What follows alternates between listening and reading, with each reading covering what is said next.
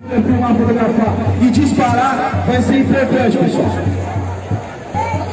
Passa o recado aí pra todo mundo aí, ó. Quer chegar ali, parceiro? Respeita o motorista aí, chega junto, ó. A gente pede para que vocês aí façam a gentileza aí de ajudar a gente, fotografando, filmando, espalhando, que cada um de vocês é uma mídia. A gente não precisa mais de Globo, Record, não. Cada um de vocês aqui é uma mídia. Vamos espalhar a mensagem aí, pessoal.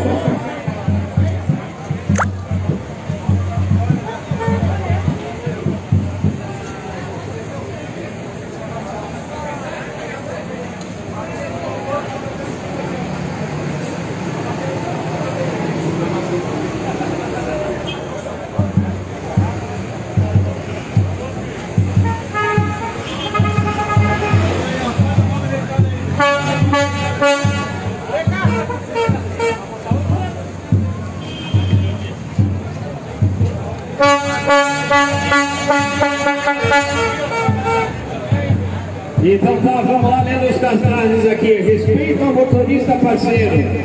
Motorista também paga a conta, mais respeito.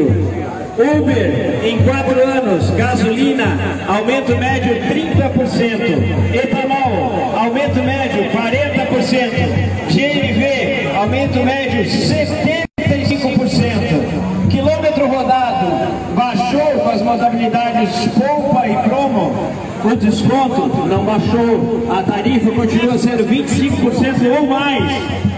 Uber, parceria tem que ser bom para os dois. Parceria é bom só para um? Não é parceria. Queremos diálogo, chega de promessas. Queremos respeito, chega de respostas prontas, chega de enrolação. Abaixo os 25% para 10%, aumento no quilômetro rodado sem mexer no valor do passageiro. Respeito ao motorista.